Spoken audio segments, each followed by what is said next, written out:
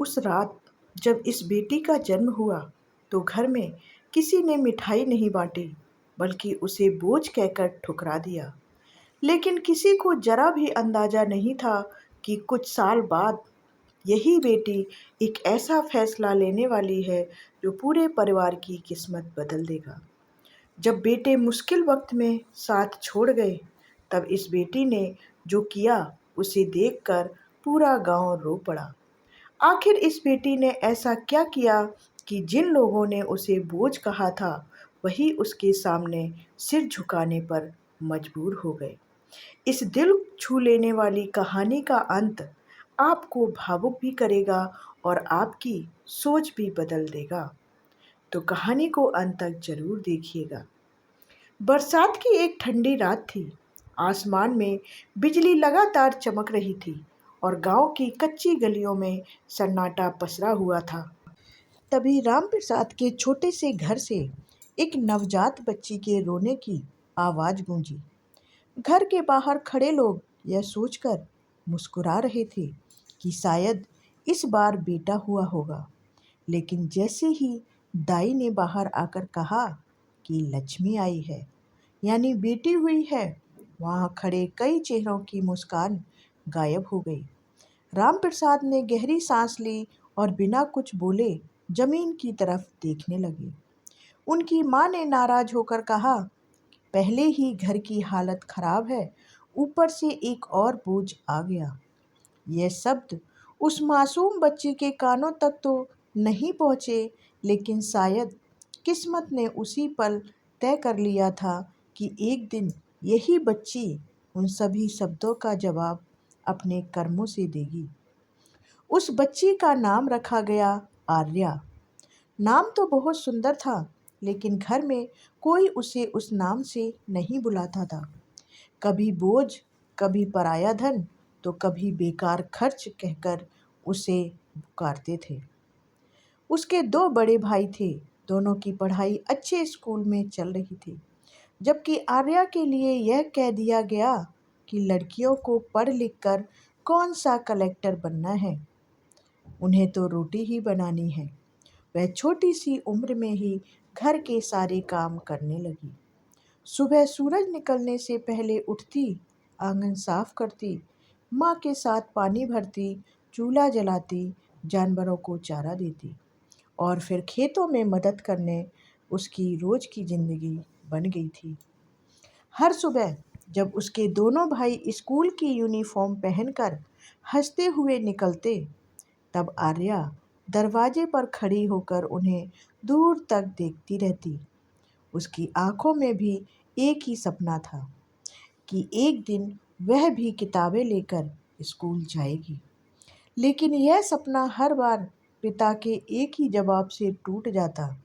उसके पिता कहते, बेटियां पढ़ने के लिए नहीं, घर संभालने के लिए पैदा होती हैं।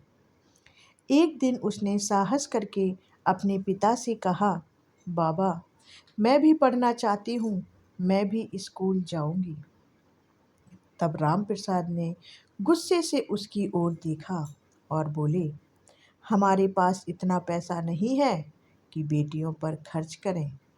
तुम्हें जो सीखना है अपनी माँ से सीख लो, यही तुम्हारे जीवन में काम आएगा। उस दिन आर्या बहुत रोई, लेकिन उसने हार कभी भी नहीं मानी।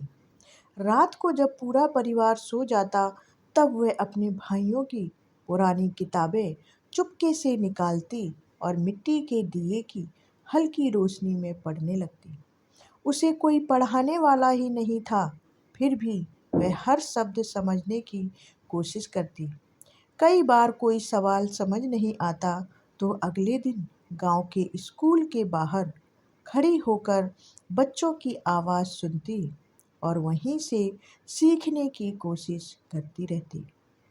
कुछ महीनों बाद गांव के सरकारी स्कूल के प्रधानाचार्य किसी काम से उस रास्ते से गुजर रहे थे। उन्होंने देखा कि एक छोटी सी लड़की मिट्टी पर लकड़ी से गणित के सवाल हल कर रही है। उन्होंने उत्सुकता से उस लड़की से कुछ प्रश्न पूछे। आर्या ने बिना रुके हर सवाल का सही जवाब दे दिया। प्रधानाचार्य हैरान रह गए। उन्होंने पूछा कि तुम किस स्कूल में पढ़ती हो? आर्या ने मुस्कुराकर कहा, मैं कहीं भी नहीं पढ़ती। मैं स्कूल नहीं जाती, बस भाइयों की पुरानी किताबें देखकर सीखती हूँ। यह सुनकर प्रधानाचार्य की आंखें भर आईं। अगले ही दिन वे रामप्रसाद के घर पहुंचे और बोले कि आपकी बेटी बहुत होनहार है। सरकार की योजना के तहत इसकी पढ़ाई का पूरा खर्च हो जाएगा। आपको 1 रुपया भी नहीं देना पड़ेगा। इसे स्कूल भेजिए। लेकिन रामप्रसाद ने बिना सोचे जवाब दिया, मास्टर साहब, हमें लड़की पढ़ाकर क्या मिलेगा? 2-4 साल बाद इसकी शादी करनी है। जितना घर का काम सीख लेगी उतना ही इसके लिए अच्छा रहेगा। प्रधानाचार्य जी ने बहुत समझाया, लेकिन उन पर कोई असर नहीं हुआ। जाते जाते उन्होंने आर्या से सिर्फ इतना कहा, बेटी, अगर इरादा मजबूत हो तो रास्ते खुद बन जाते हैं। पढ़ाई कभी भी मत छोड़ना। यह बात आर्या के दिल में हमेशा के लिए बस गई। समय बीतता गया। दोनों भाई बड़े हो गए। पिता ने खेत बेचकर उन्हें शहर पढ़ने भेज दिया। घर की आर्थिक हालत और खराब हो गई। उधर आर्या दिन रात मेहनत करती रही। उसने सिलाई सीख ली, कढ़ाई सीख ली और गांव की महिलाओं के कपड़े सिलकर थोड़ा बहुत पैसा कमाने लगी। जो पैसे मिलते वह चुपचाप माँ के हाथ में रख देती। माँ कभी उसका धन्यवाद नहीं करती, लेकिन अब उनके व्यवहार में थोड़ी नरमी आने लगी थी, क्योंकि आर्या उन्हें कमा कर दे रही थी। कुछ साल बाद बड़ा भाई नौकरी के लिए शहर चला गया। जाते समय उसने कहा कि जैसे ही नौकरी लग जाएगी, घर की सारी परेशानी खत्म कर दूंगा। पूरे परिवार की उम्मीदें उस बड़े भाई पर टिकी रहीं। हर कोई सोच रहा था कि अब अच्छे दिन आने वाले हैं, लेकिन किस्मत ने फिर करवट ली। 6 महीने बीत गए, फिर 1 साल बीत गया। ना नौकरी लगी, ना कोई पैसा घर आया। धीरे धीरे उसने घर फोन करना भी बंद कर दिया। बाद में पता चला कि वह शहर में अपने दोस्तों के साथ रहने लगा है और घर की जिम्मेदारियों से मुंह मोड़ चुका है। छोटे बेटे से भी बहुत उम्मीद थी। उसने पढ़ाई तो पूरी कर ली, लेकिन गलत संगत में पड़ गया। उसने नौकरी करने की बजाय आसान पैसे कमाने के चक्कर में कर्ज ले लिया। कुछ ही महीनों में साहूकार घर पहुंचने लगे। ब्याज बढ़ता गया और कर्ज इतना हो गया कि साहूकार ने साफ साफ कह दिया, अगर महीने भर में पैसे नहीं दिए तो घर और बची हुई जमीन दोनों हमारे नाम हो जाएंगे। रामप्रसाद के पैरों तले जमीन खिसक गई। जिस बेटे के लिए उन्होंने सब कुछ दांव पर लगा दिया था, वही बेटा उन्हें कर्ज में डुबोकर कहीं गायब हो गया था। इसी सदमे में एक दिन खेत में काम करते समय रामप्रसाद को तेज सीने में दर्द हुआ। वे वहीं गिर पड़े। गांव वाले उन्हें अस्पताल लेकर पहुंचे। डॉक्टर ने जांच के बाद कहा कि इनका तुरंत ऑपरेशन करना होगा। इलाज में बहुत खर्च आएगा। यह सुनते ही उसकी पत्नी सरोज फूट फूट कर रोने लगी।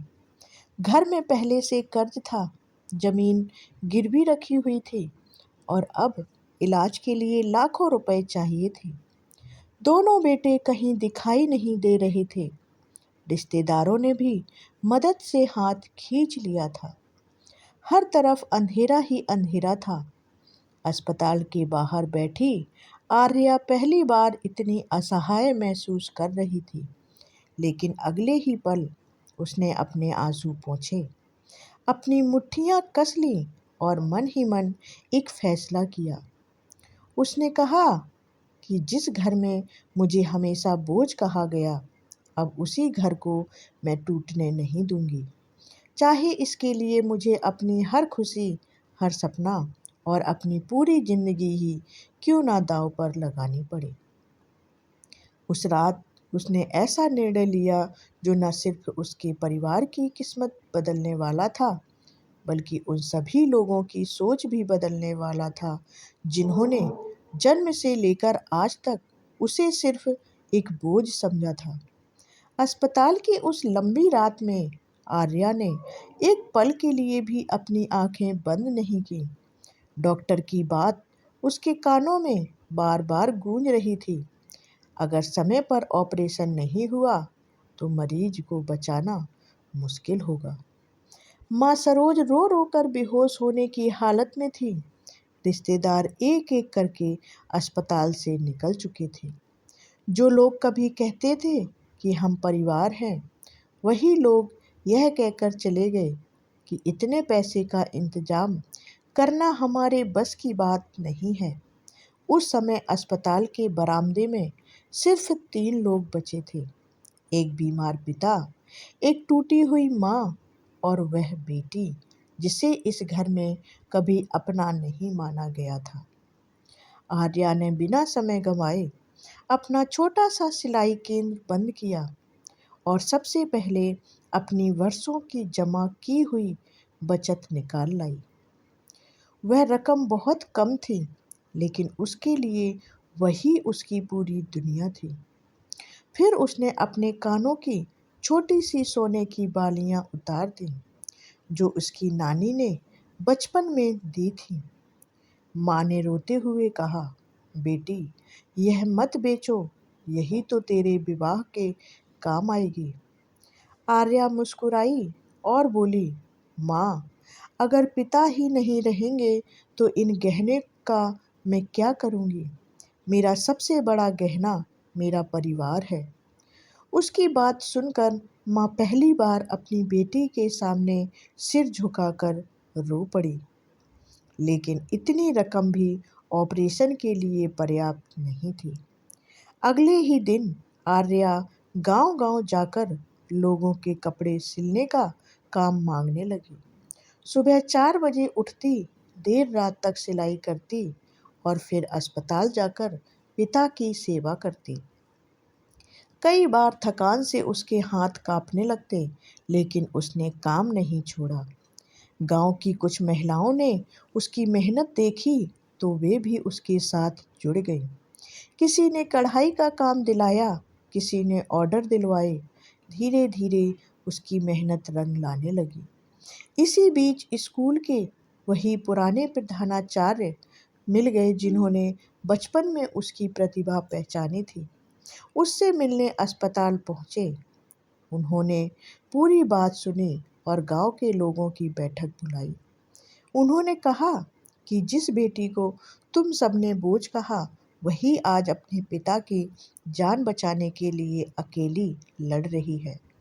अगर आज भी हम चुप रहे तो हम इंसान कहलाने के लायक नहीं हैं। उनकी बात का असर हुआ।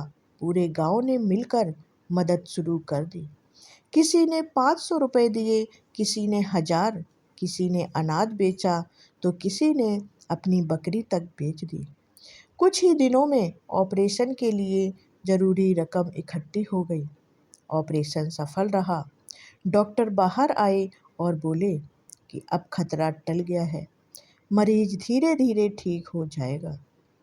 यह सुनते ही आर्या की आंखों में आंसू बह निकले।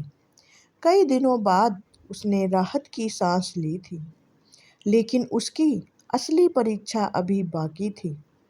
घर लौटने पर पता चला कि साहूकार जमीन और घर अपने नाम कराने की तैयारी कर चुका है। उसने साफ कह दिया था कि 1 हफ्ते में कर्ज नहीं चुकाया तो सब कुछ मेरा हो जाएगा। रामप्रसाद यह सुनकर टूट गए। उन्होंने रोते हुए कहा, बेटी, मैंने जिंदगी भर तुझे बोझ समझा। आज मेरी वजह से तू इतनी तकलीफ झेल रही है। काश मैंने तुझे पढ़ाया होता, काश मैं तुझे समझ पाया होता। आर्या ने पिता के आंसू पोंछते हुए कहा, बाबा, बीती बातों का दुख मत कीजिए। अभी भी सब कुछ खत्म नहीं हुआ है, अभी भी समय है। उसने हार नहीं मानी, उसने अपने सिलाई केंद्र को छोटा व्यवसाय बना दिया। गांव की कई लड़कियों को मुफ्त में सिलाई सिखाने लगी। धीरे धीरे उसका काम आसपास के कस्बों तक पहुंच गया। उसके बनाए कपड़ों की मांग बढ़ने लगी। उसने ऑनलाइन ऑर्डर लेने भी शुरू कर दिए। कुछ ही वर्षों में उसका छोटा सा काम एक सफल बुटीक में बदल गया। उसके साथ दर्जनों महिलाएं काम करने लगीं, जिन्हें पहले घर से बाहर निकलने तक की अनुमति नहीं दी जाती थी। सबसे पहले उसने साहूकार का पूरा कर्ज चुकाया और गिरवी रखी जमीन वापस छुड़ाई। जिस दिन साहूकार ने जमीन के कागज रामप्रसाद के हाथ में दिए, उस दिन पूरे गांव ने पहली बार देखा कि रामप्रसाद अपनी बेटी के पैरों में झुक गए थे। कांपती हुई आवाज में उन्होंने कहा, मुझे माफ कर दे बेटी। मैंने हमेशा बेटों को अपना सहारा समझा और तुझे बोझ समझा। लेकिन आज समझ आया कि बेटा या बेटी नहीं, इंसान के संस्कार ही उसके परिवार का सहारा बनते हैं। आर्या ने तुरंत उन्हें उठाकर गले लगा लिया और बोली, बाबा, माता पिता कभी बच्चों से माफ़ी नहीं मांगते। आपका आशीर्वाद ही मेरी सबसे बड़ी दौलत है। उसी समय दोनों बेटे भी घर लौटे। बड़ा बेटा नौकरी न मिलने के बाद पछतावे में था और छोटा बेटा अपनी गलतियों से टूट चुका था। दोनों ने बहन के सामने सिर झुका दिया। उन्हें विश्वास ही नहीं हो रहा था कि जिस बहन को उन्होंने कभी महत्व ही नहीं दिया था, उसी ने उनका घर, उनकी जमीन और उनके माता पिता को बचा लिया। आर्या ने उन्हें भी माफ कर दिया। उसने कहा, परिवार तब पूरा होता है जब हम एक दूसरे की गलतियों को सुधारने का मौका दें। कुछ महीनों बाद गांव के स्कूल में एक बड़ा कार्यक्रम आयोजित हुआ। उस कार्यक्रम में इस बार मुख्य अतिथि कोई अधिकारी नहीं, बल्कि आर्या थी। वही आर्या जिसे कभी स्कूल जाने की अनुमति नहीं मिली थी। मंच पर खड़े होकर उसने बच्चों और अभिभावकों से कहा कि जब मैं छोटी थी, मुझे कहा जाता था कि बेटियां बोझ होती हैं, लेकिन आज मैं सिर्फ इतना कहना चाहती हूँ कि बेटी बोझ नहीं होती, उसे बोझ बना देते हैं समाज की सोच। अगर उसे अवसर मिले, विश्वास मिले और शिक्षा मिले, तो वह बेटी पूरे परिवार की तकदीर बदल सकती है। पूरा मैदान तालियों की गड़गड़ाहट से गूंज उठा। कई लोगों की आंखों में आंसू थे। गांव के बुजुर्ग जो कभी बेटियों को बोझ कहते थे, अब अपने घर जाकर अपनी बेटियों को स्कूल भेजने की बात करने लगे थे। उस दिन रामप्रसाद मंच के नीचे बैठे थे। उनकी आंखों में गर्व था। उन्होंने आसमान की ओर देखकर धीरे से कहा, भगवान, तूने मुझे बेटी नहीं, मेरा सबसे बड़ा सहारा दिया था। गलती मेरी थी कि मैं उसे पहचान ही नहीं पाया। समय बीतता गया, आर्या का नाम दूर दूर तक फैल गया। उसने अपने गांव में एक प्रशिक्षण केंद्र खोला, जहां गरीब लड़कियों को मुफ्त में सिलाई, कंप्यूटर और छोटे व्यवसाय की शिक्षा दी जाने लगी। सैकड़ों बेटियों ने वहां से सीखकर अपने पैरों पर खड़ा होना शुरू किया। जिस घर में कभी बेटी के जन्म पर सन्नाटा छा गया था, आज उसी घर के दरवाजे पर लोग अपनी बेटियों के साथ सलाह लेने आते थे। कहते हैं समय सबसे बड़ा न्यायाधीश होता है। उसने भी अपना फैसला सुना दिया था कि जिस बेटी को कभी बोझ समझा गया था, वही एक दिन अपने परिवार की सबसे मजबूत दीवार, सबसे बड़ा सहारा और सबसे बड़ा गर्व बन गई थी। इस कहानी से हमें सीख मिलती है कि बेटियां बोझ नहीं होती। उन्हें अवसर, विश्वास और सम्मान दीजिए।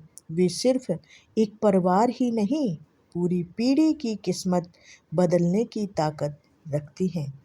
तो ऐसी ही भावनात्मक, प्रेरणादायक कहानियों के लिए मेरे चैनल को सब्सक्राइब कर लें और कहानियों को देखते रहें। मिलते हैं ऐसी ही भावनात्मक और प्रेरणादायक कहानी में। तब तक के लिए धन्यवाद। जय श्री कृष्ण।